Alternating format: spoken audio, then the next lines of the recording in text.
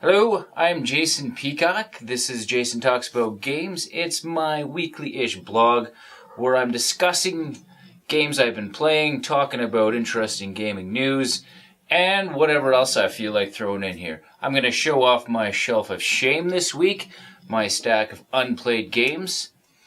Alright, let's just jump into it. Alright, first game I played, this was with my gaming group, my Tuesday night game group. I've been talking about this one quite a bit lately. This is one of my favorites from last year.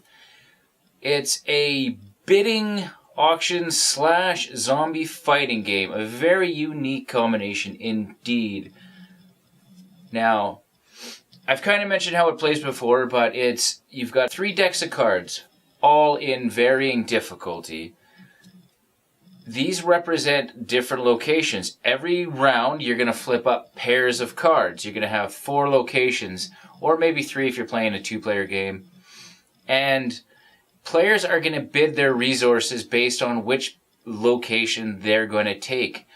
A lot of the locations are just going to do bad stuff for you and make you have to fight zombies. Some locations, you won't have to do any fighting at all, so you're going to want to spend more resources to get your pick of them.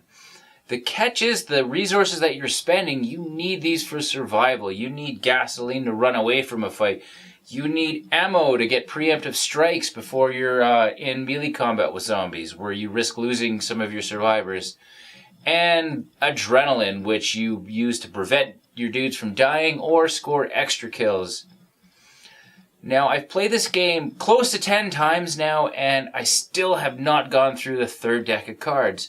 You're supposed to calculate who has the most points based on the accumulated locations by the end of the game, or be the last one left. And not yet have we made it through the 3rd deck. Things just get a little too intense in that 3rd deck, but it's amazing fun, accessible to just about everyone. And this one usually goes hand in hand with the next game I'm going to talk about, Arcane Academy by Kevin Wilson and Eric Lang. I just continue to like this game more and more the more I play it.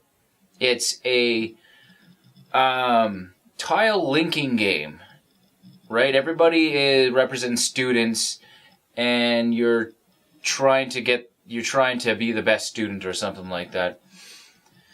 Everybody's got a little slate that you have in front of you, and there's 5 different actions you can do. You can use an item that you put in play. You can put an item or a spell in play. You can add a tile to your slate, and you can take shards, which help you put weapons in play, and will, which helps you cast spells. So the shards and will is basically the resource for putting cards into play, and it's either going to be a spell or an item. These cards will have different amounts of points on them. Soon as a player puts down their 8th one, they take the pencils down card, and there's one more round. And then whoever's got the most points wins. But there's a lot of cool strategy that comes out from the combinations of the different cards. How you link your tiles now. All these tiles are connected by a little,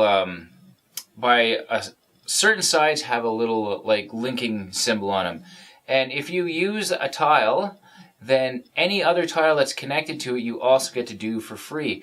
So planning how your slate is going to lay out is part of the decision making and strategy. You can just try and put a whole bunch of cheap cards into play and end the game quickly, or you can try and get more expensive, more powerful cards.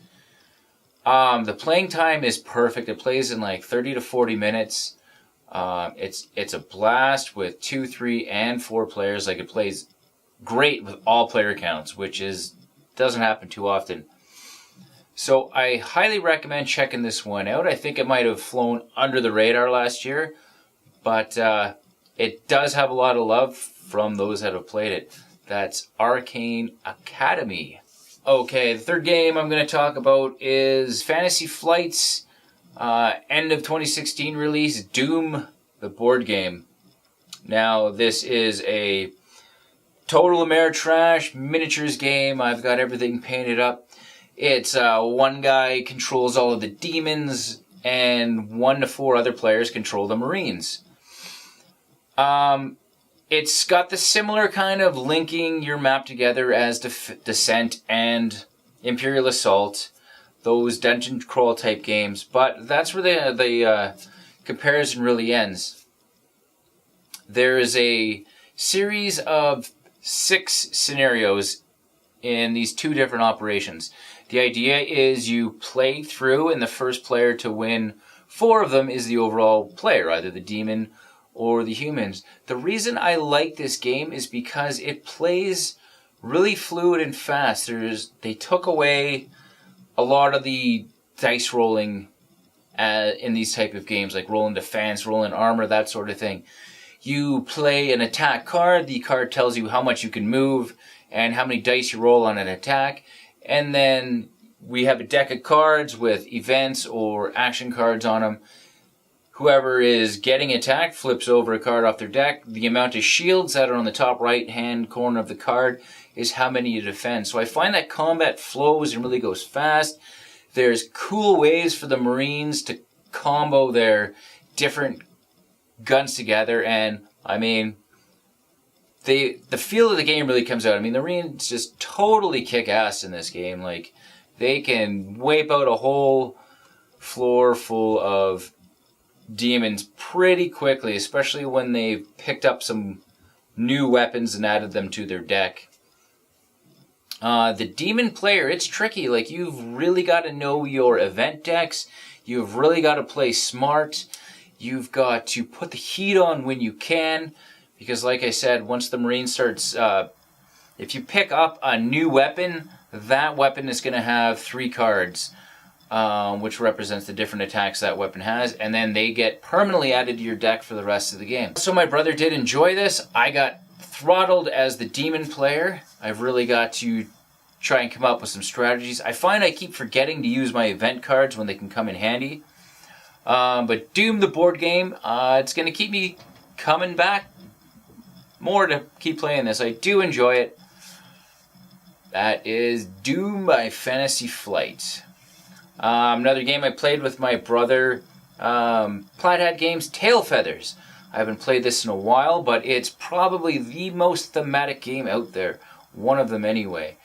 It's kind of like a cross of X-Wing and Mice and Mystics. It's a competitive game.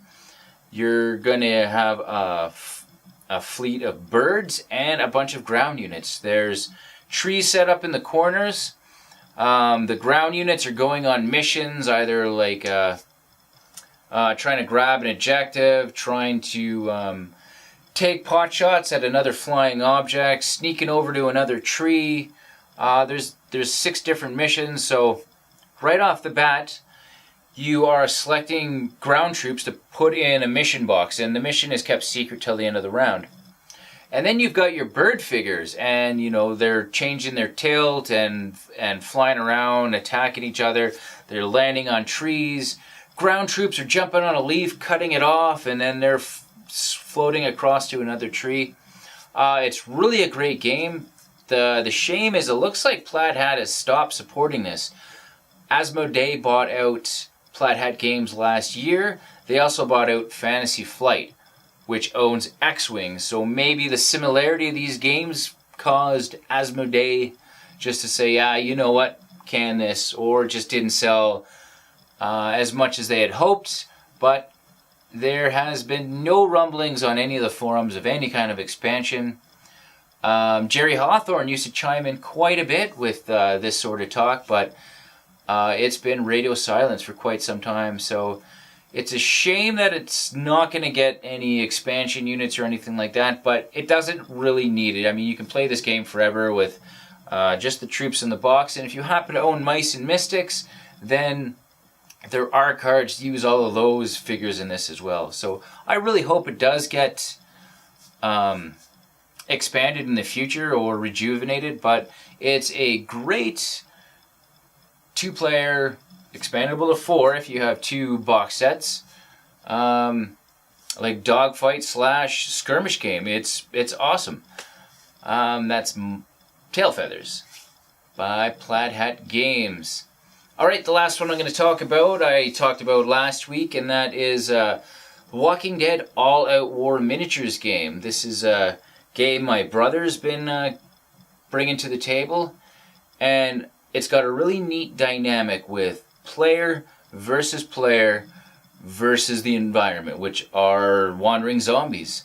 So I'm getting a bit sick of the objective that comes with the main rules, where you've got all these loot crates and you just need to have 7 of them. You just need to collect them before the end of the game. Whoever has 7 kind of wins the first. I would really love to see some new scenarios, new win conditions and stuff for this kind of game. But the system itself I really like. The combat is cool. The way the zombies work is cool. And miniatures wargamers would probably disagree with me here, but I am not a fan of measuring distances. When you got a bunch of like trees and obstacles in the way, and you're like floating your measuring tape above and like eyeballing, this game for me would definitely jump up a few points if it was just hex base or something like that. Instead of moving 6 inches, you just move 6 spaces that are about the size of a figure's base. Like, they don't have to be intruding, just light space identifiers on the map instead of having to use a measuring tape. But I mean, that's a minor gripe. I do enjoy this game. There's definitely cinematic stories that can develop from things that are happening.